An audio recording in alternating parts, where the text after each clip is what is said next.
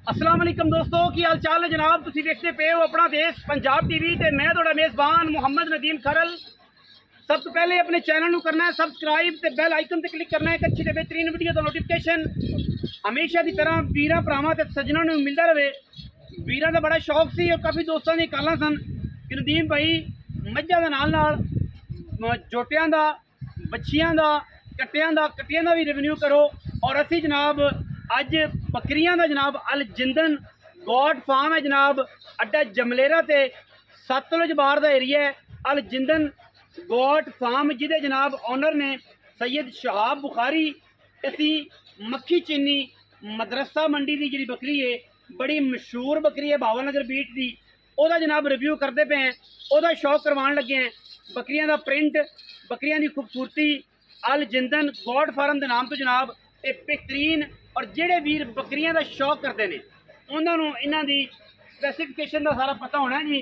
सब तो पहले जनाब असी तुहानूं बेहतरीन और खूबसूरत नगीना ये जनाब मक्खी चीनी दे विच ए बकरी वीरां दे सामने जनाब इहदी लेंथ चेक करनी है, बकरी दे नकौड़ चेक करना जी, अख वेख लेनी है, कन्न कद और नस्ल तुसीं आप तसल्ली नाल वेखनी है जी।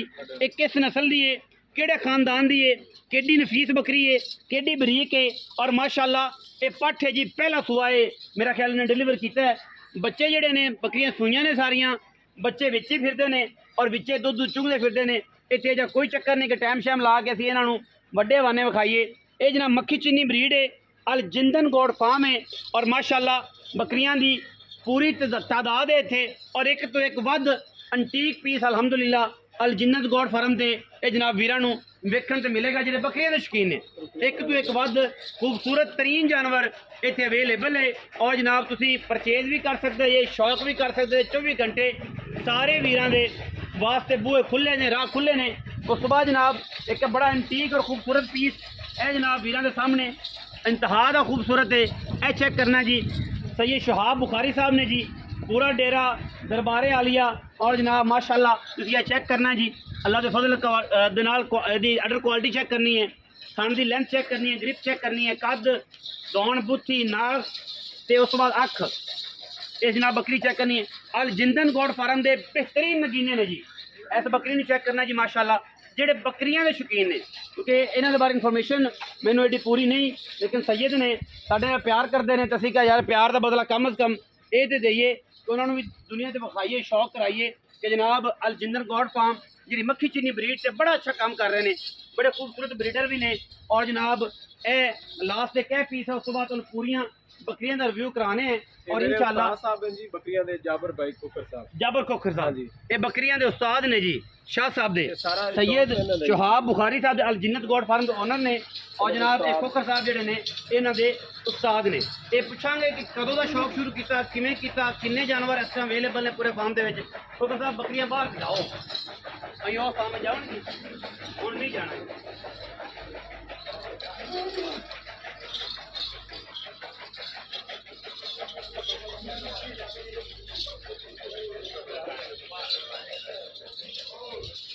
अल जिंदन गॉड फार्म जी ये बिहाड़ी का एरिया है जी, तहसील पूरे वाला जिला बिहाड़ी के अल जिंदन गॉड फार्म जमलेरा लोगो मंडी तो भी रास्ता आता है, आरे वाला तो भी आता है। और ये सारा एरिया जो तुम आरे वाला तो भी आ सकते जे और कबूला तो भी चौक मरने तो भी पहचान है दरबार बाबा जिंदे शाह जी। बिल्कुल किसी ने भी पूछो तो जमलेरे आके जेडे पट्ठ है जी माशाअल्लाह नाम वारसा है जी माशाअल्लाह वारसा माशाअल्लाह। चेक करो जी, मैं कुछ तस्वीर या वीडियो देखे ने, नकौड़ा देखो जी।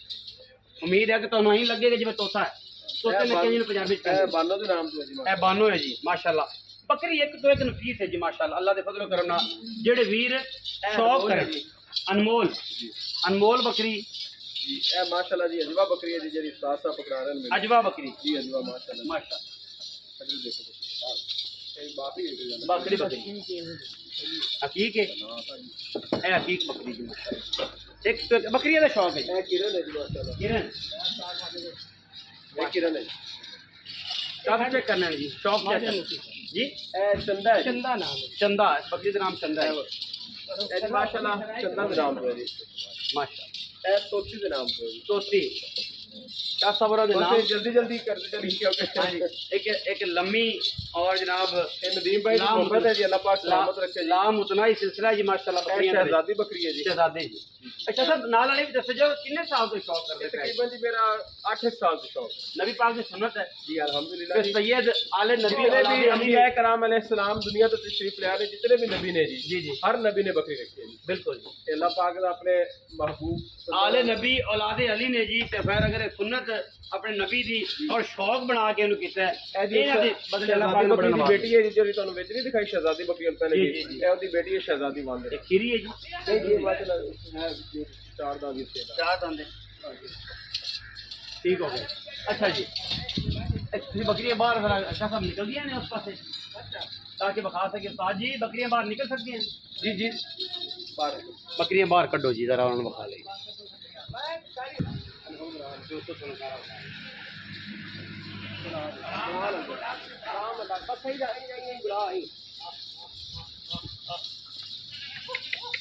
बुला बुला माशाल्लाह जी माशाल्लाह अल्लाह का माल है जी अल्हम्दुलिल्लाह अल्लाह पाक नजर बद तो बचाए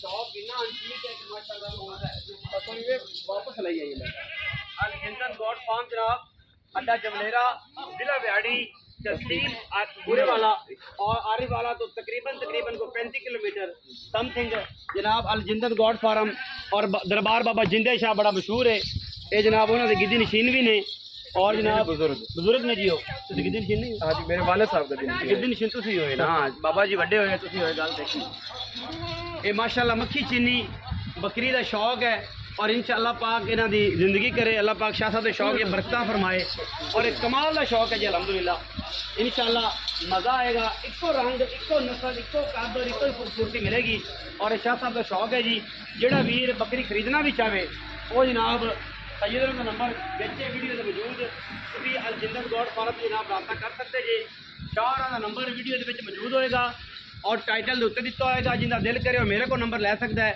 या उत्ते नंबर होएगा ना पता लगे तो जनाब जिन्हें परचेज करनी हो राबता करने से फिर तुसी अपने दम जी ठीक है जिन्हें बकरी जनाब परचेज करनी हो जनाब तो कर सकता है बकरियां का शौक कर सकता है जेडे बकरियां समझते हैं अपना बहुत सारा ख्याल रखा जे मिलांगे अच्छी और बेहतरीन वीडियो नाल पाकिस्तान जिंदाबाद पाक आर्मी हमेशा जिंदाबाद।